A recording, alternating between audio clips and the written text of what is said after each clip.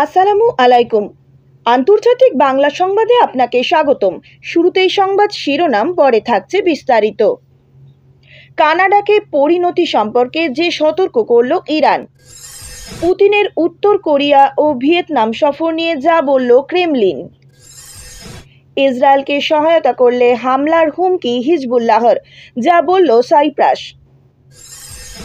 কাশ্মীর নিয়ে আবারও পাকিস্তান, চীন ও ভারতের যুদ্ধ। এশিয়ার নতুন নিরাপত্তা কাঠামো তৈরি করতে চান পুতিন। হিজবুল্লাহর সঙ্গে ইসরায়েলের উত্তেজনা, যে সতর্কবার্তা দিল যুক্তরাষ্ট্র। যে ইসরায়েলকে আমি চিনতাম তা ধ্বংস হয়ে গিয়েছে। গাজা যুদ্ধে ৭০,০০০ ইসরায়েলি সেনা পঙ্গু। বিস্তারিত প্রতিবেদনে যাওয়ার আগে অনুরোধ করব চ্যানেলটি সাবস্ক্রাইব করুন এবং আপনি কোন জেলা থেকে আমাদের এই ভিডিওটি দেখছেন তা কমেন্ট করে জানিয়ে দিতে ভুলবেন না। কানাডাকে পরিণতি সম্পর্কে যে সতর্ক করল ইরান। ইসলামিক রিভলিউশনারি গার্ড কর্পসকে সন্ত্রাসী সংগঠন হিসেবে তালিকাভুক্ত করার কানাডার সিদ্ধান্তের নিন্দা জানিয়েছে ইরান। এমন উস্কানিমূলক পদক্ষেপের পরিণতির জন্য কানাডা সরকারকে জবাবদিহি করতে হবে বলে হুঁশিয়ারি উচ্চারণ করেছেন ইরানের তত্ত্বাবধায়ক পররাষ্ট্রমন্ত্রী আলী বাকেরি।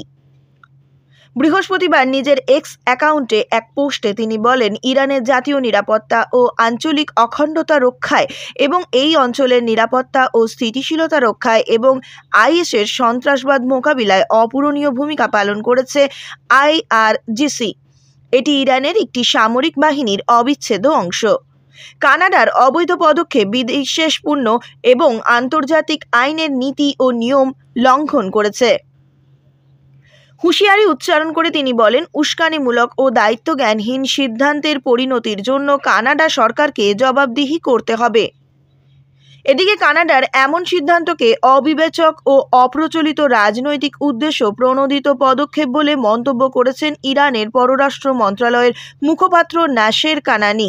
তিনি বলেছেন, কানাডার এই পদক্ষেপ রেভলিউশনারি গার্ডের বৈধ ও প্রতিরোধমূলক ক্ষমতার ওপর কোনো প্রভাব ফেলবে না।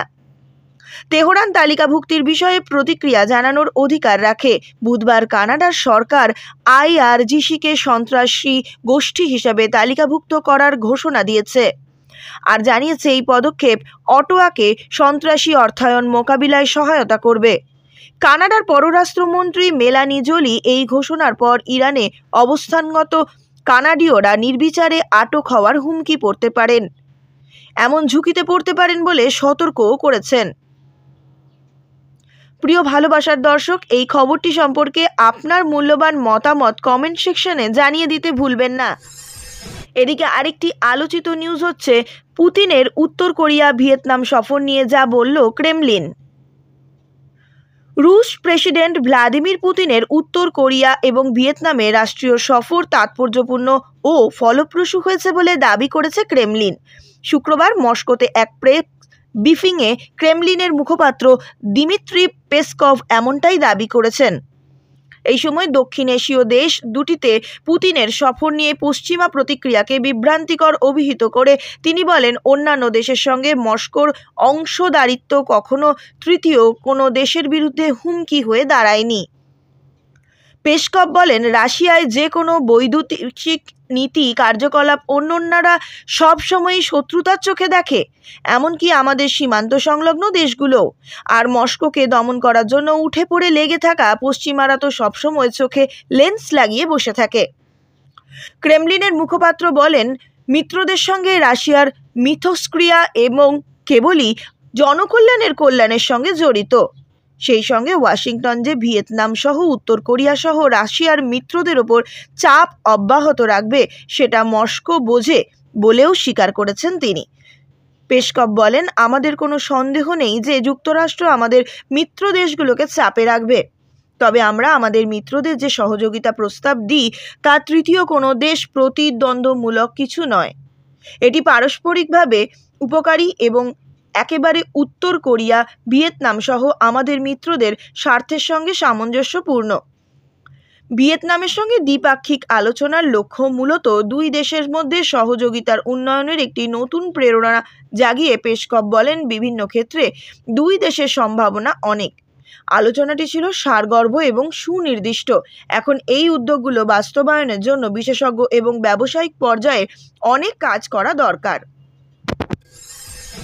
অন্যদিকে আরও একটি গুরুত্বপূর্ণ খবর হলো, ইসরায়েলকে সহায়তা করলে হামলার হুমকি হিজবুল্লাহর, যা বলল সাইপ্রাস। প্রথমবারের মতন ইউরোপের দেশ সাইপ্রাসে হামলার হুমকি দিয়েছেন হিজবুল্লাহ প্রধান হাসান নাসরুল্লাহ। তিনি ধারণা করেছেন, সর্বাত্মক যুদ্ধ শুরু হলে সাইপ্রাস দখলদার ইসরায়েলি বাহিনীকে তাদের বন্দর ও ঘাঁটি ব্যবহার করতে দিতে পারে। বৃহস্পতিবার সাইপ্রাসের মুখপাত্র কনস্ট্যান্টিনোস লেটিমপিওটিস এর জবাব দিয়েছেন।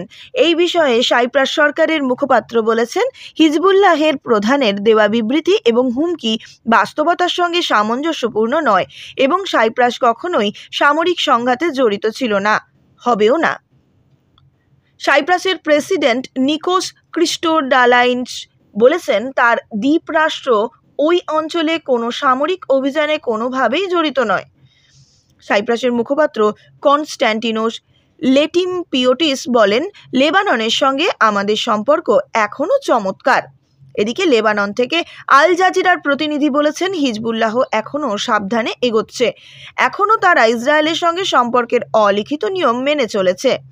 সংঘাত মূলত সীমান্ত অঞ্চল এবং সামরিক লক্ষ্যবস্তুতে সীমাবদ্ধ। বুধবার নাসরুল্লাহ লেবানন ও ইসরায়েলি উপকূলের পশ্চিমে ভূমধ্য সাগরে অবস্থিত ইউ সদস্য সাইপ্রাসকে সতর্ক করে বলেন, তাদের কাছে তথ্য আছে যে ইসরায়েল সাইপ্রাসে সামরিক মহড়া চালাচ্ছে। নাসরুল্লাহ বলেন, লেবাননে হামলা চালানোর জন্য যদি সাইপ্রাসের বন্দর ও ঘাঁটি ইসরায়েলি শত্রুদের জন্য খুলে দেওয়া হয়, এটির অর্থ হবে সাইপ্রাসের সরকার এবং যুদ্ধের অংশ এবং প্রতিরোধ বাহিনী তাদের বিরুদ্ধে যুদ্ধের অংশ হিসেবে কাজ করবে। অপরদিকে আরেকটি আলোচিত খবর হচ্ছে, কাশ্মীর নিয়ে আবারও পাকিস্তান, চীন ও ভারতের যুদ্ধ। জম্মু কাশ্মীর নিয়ে ভারতের বক্তব্য আবারও প্রত্যাখ্যান করেছে পাকিস্তান। 8ই জুন পাকিস্তানের প্রধানমন্ত্রী শেহবাজ শরীফ ও চীনা প্রধানমন্ত্রী লি কিয়াংয়ের বৈঠকের পর জম্মু কাশ্মীর নিয়ে যৌথ বিবৃতি দেয় পাকিস্তান ও চীন। বিষয়টি অযাচিত উল্লেখ করে এর সমালোচনা করে ভারত। এর প্রতিক্রিয়ায় পাকিস্তানের পররাষ্ট্র মন্ত্রণালয় বলছে, এটা প্রমাণিত যে জম্মু ও কাশ্মীর আন্তর্জাতিকভাবে স্বীকৃত বিতর্কিত অঞ্চল। 7 দশকেরও বেশি সময় ধরে এই বিরোধ জাতিসংঘের নিরাপত্তা পরিষদের এজেন্ডায় রয়েছে। নিরাপত্তা পরিষদের প্রাসঙ্গিক প্রস্তাবগুলোতে স্পষ্টভাবে বলা হয়েছে যে জম্মু ও কাশ্মীর রাজ্যের চূড়ান্ত নিষ্পত্তি জাতিসংঘের তত্ত্বাবধানে পরিচালিত একটি অবাধ ও নিরপেক্ষ গণভোটের গণতান্ত্রিক পদ্ধতির মাধ্যমে প্রকাশিত জনগণের ইচ্ছা অনুসারে করা হবে। সেই প্রেক্ষাপটে জম্মু ও কাশ্মীর নিয়ে ভারতের দাবি সম্পূর্ণ ভিত্তিহীন ও ভুল। ভারতের পররাষ্ট্র মন্ত্রণালয়ের মুখপাত্র রণধীর জয়সওয়াল বলেন, আমরা চীন ও পাকিস্তানের যৌথ বিবৃতিতে জম্মু কাশ্মীরের অযাচিত উল্লেখ লক্ষ্য করেছি। আমরা স্পষ্টভাবে এই জাতীয় রেফারেন্সগুলো প্রত্যাখ্যান করি। জম্মু ও কাশ্মীরের কেন্দ্রশাসিত অঞ্চল এবং লাদাখের কেন্দ্রশাসিত অঞ্চল ভারতের অবিচ্ছেদ্য অংশ ছিল, আছে এবং থাকবে। আরও একটি গুরুত্বপূর্ণ খবর হচ্ছে, এশিয়ার জন্য যে নতুন নিরাপত্তা কাঠামো তৈরি করতে চান পুতিন।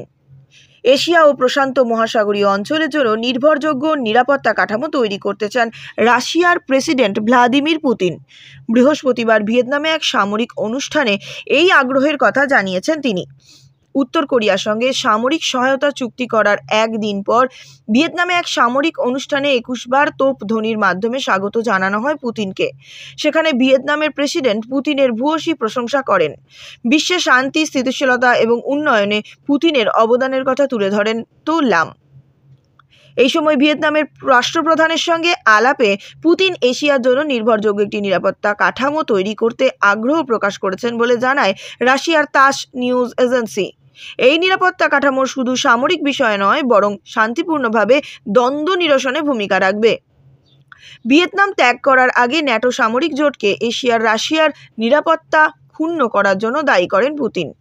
উল্লেখ্য, পুতিনের ভিয়েতনাম সফরকে মোটেও ভালো চোখে দেখছে না যুক্তরাষ্ট্র। ইউক্রেনে রাশিয়ার আগ্রাসনের সমর্থনে পুতিন যেন ভিয়েতনামে কিছু বলতে না পারেন, সেটা নিশ্চিত করতে ভিয়েতনাম সরকারের প্রতি দাবি জানিয়েছে তারা। অন্যদিকে আরেকটি গুরুত্বপূর্ণ খবর হচ্ছে হিজবুল্লাহর সঙ্গে ইসরায়েলের উত্তেজনা, যে সতর্কবার্তা দিল যুক্তরাষ্ট্র। টানা ৮ মাস থেকে ইসরায়েল ও হামাসের মধ্যে সংঘাত চলছে। চলমান এই সংঘাতের মধ্যে নতুন করে হিজবুল্লাহর সঙ্গে আরও একটি যুদ্ধ পরিস্থিতির সৃষ্টি করে যাচ্ছে। এই বিষয়ে ইসরায়েলকে সতর্ক করেছে যুক্তরাষ্ট্র। বৃহস্পতিবার ইসরায়েলের কর্মকর্তাদের সঙ্গে এক বৈঠকে মার্কিন পররাষ্ট্রমন্ত্রী অ্যান্টনি ব্লিংকেন এই সতর্কবার্তা দিয়েছেন, খবর রয়টার্সের। প্রতিবেদনে বলা হয়েছে, বৈঠকে মার্কিন পররাষ্ট্রমন্ত্রী অ্যান্টনি ব্লিংকেন ইসরায়েলি কর্মকর্তাদের গাজায় ইসরায়েলের যুদ্ধের মধ্যে লেবাননের হিজবুল্লাহর সঙ্গে বিরোধে রোধে প্রয়োজনীয় ব্যবস্থা নিতে বলেছেন। তাদের সঙ্গে যুদ্ধে না জড়ানোর বিষয়ে সতর্ক করেছেন যুক্তরাষ্ট্র। স্টেট ডিপার্টমেন্ট জানিয়েছে, ইসরায়েলের জাতীয় নিরাপত্তা উপদেষ্টা হাচি হেগেনবি এবং ইসরায়েলের কৌশলগত বিষয়ক মন্ত্রী রন ডানমারের সঙ্গে বৈঠকের সময় ব্লিংকেন এই সব কথা বলেছেন। এর আগে হোয়াইট হাউসের একজন বিশেষ দূত জানিয়েছেন, ইসরায়েল এবং হিজবুল্লাহর সঙ্গে বড় বড় ধরনের যুদ্ধ ঠেকাতে যুক্তরাষ্ট্র কাজ করছে। বুধবার হিজবুল্লাহ নেতা হাসান নাসরুল্লাহ লেবাননের বিরুদ্ধে একটি বড় ইসরায়েলি সামরিক আক্রমণের বিষয়ে সতর্ক করে বলেছেন, শত্রুদের জানা উচিত তারা যদি আমাদের বিরুদ্ধে সর্বাত্মক যুদ্ধ শুরু করে তাহলে রকেট হামলা থেকে তাদের কোনো অংশ বাদ যাবে না। অন্যদিকে আরেকটি গুরুত্বপূর্ণ নিউজ হচ্ছে, যে ইসরায়েলকে আমি চিনতাম তা ধ্বংস হয়ে গেছে। মার্কিন সাংবাদিক ও বিশ্লেষক টমাস ফ্রেডম্যান একটি নিবন্ধে উল্লেখ করেছেন, ইসরায়েলের নীতিমালাগুলো ধ্বংসাত্মক। তার ওই নিবন্ধের নাম, যে ইসরায়েলকে আমি চিনতাম তা ধ্বংস হয়ে গেছে। সম্প্রতি মার্কিন দৈনিক নিউ ইয়র্ক টাইমসেও এক প্রতিবেদনে প্রকাশ করেছে একই সুর। ওই প্রতিবেদনটিতে দৈনিকে লেখা হয়েছে, ইসরায়েলের প্রধানমন্ত্রী বেনিয়ামিন নেতানিয়াহু তার ধ্বংসাত্মক নীতিগুলোর মাধ্যমে ইহুদিবাদী শাসক গোষ্ঠীকে দিনকে দিন একঘরে করে ফেলেছেন। প্রতিবেদনে আরও বলা হয়েছে, শান্তির সময়েই ইসরায়েলের নীতিমালাগুলো বেশ উন্মাদনাময়, তবে যুদ্ধের সময়ে যেসব পরিপূর্ণ উন্মাদনায় ভরপুর হয়ে ওঠে সেই কারণে ইসরায়েল প্রতিদিনই বন্ধু হারাচ্ছে, কেননা কোনো দেশই এইসব নীতির সহযোগী বা সহযোগিতাকারী হতে চায় না। এর আগে ইসরায়েলে নেতানিয়াহু দল ও চরম উগ্র ডানপন্থীদের দলের যে জোট নির্বাচনে বিজয়ী হয়ে সরকার গঠন করেছিল, সেই বিষয়ে ফ্রেডম্যান তার ওই প্রবন্ধে লিখেছেন, এই জোটের চরমপন্থী হওয়ার বিষয়ে আমি যখন কঠোর হুঁশিয়ারি দিয়েছিলাম তখন অনেকেই আমার বিরোধিতা করেছিলেন। এখন ঘটনা প্রবাহ দেখিয়ে দিয়েছে যে তারা ভুল ছিলেন এবং বর্তমান পরিস্থিতি এমনকি অতীতের চেয়েও বেশি শোচনীয় হয়েছে। ইসরায়েল এখন অনেক বেশি বিপদের মধ্যে রয়েছে। এই মার্কিন বিশ্লেষক স্বীকার করেছেন যে ইসরায়েল এখন ইরানের মুখোমুখি হয়েছে, যে ইরান একটি আঞ্চলিক শক্তি। ইরানের মোকাবিলায় ইসরায়েলের না আছে কোনো কূটনৈতিক জবাবের বিকল্প, না আছে সামরিক বিকল্প। সর্বশেষ আমাদের হাতে যে চাঞ্চল্যকর নিউজটি রয়েছে তা হলো, গাজা যুদ্ধে ৭০,০০০ ইসরায়েলি সেনা পঙ্গু।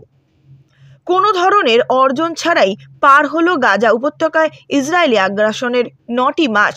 উল্টো তেল আবিবের জন্য সামরিক সরঞ্জাম সরবরাহ এবং সেনাদের রক্ষণাবেক্ষণে সংকটের মাত্রা দিন দিন বেড়েই চলেছে। সম্প্রতি ইসরায়েলের চ্যানেল 7 জানিয়েছে, গত ৭ই অক্টোবর গাজা যুদ্ধ শুরুর পর থেকে এই পর্যন্ত ৮,৬৬৩ জন আহত সহ ইসরায়েলি সেনাবাহিনীতে পঙ্গু সদস্যদের সংখ্যা প্রায় ৭০,০০০ ছাড়িয়েছে। চ্যানেলটি আরও জানায়, এদের মধ্যে শতকরা ৩৫% সেনা ৭ই অক্টোবরের পর মানসিকভাবে অসুস্থ হয়ে পড়েছে এবং শতকরা ২১% সেনা শারীরিকভাবে মারাত্মক আহত হয়ে চিকিৎসাধীন। ইসরায়েল সরকার যুদ্ধ মন্ত্রণালয় জানিয়েছে, চলতি বছরের শেষ নাগাদ আরও একবার প্রায় ২০,০০০ নতুন আহত সেনা সদস্যকে চিকিৎসা দেওয়ার জন্য প্রস্তুতি নিচ্ছে তারা। ইসরায়েলি টেলিভিশন চ্যানেল 7 এর প্রতিবেদনে বলা হয়েছে, প্রতি মাসে ১,০০০-এর বেশি নতুন আহত পুরুষ নারী সেনা সদস্যকে চিকিৎসার জন্য হাসপাতালে ভর্তি করা হচ্ছে। আহতদের মধ্যে শতকরা ৯৫% পুরুষ, তাদের মধ্যে শতকরা ৭০% রিজার্ভ সেনা। ইসরায়েলি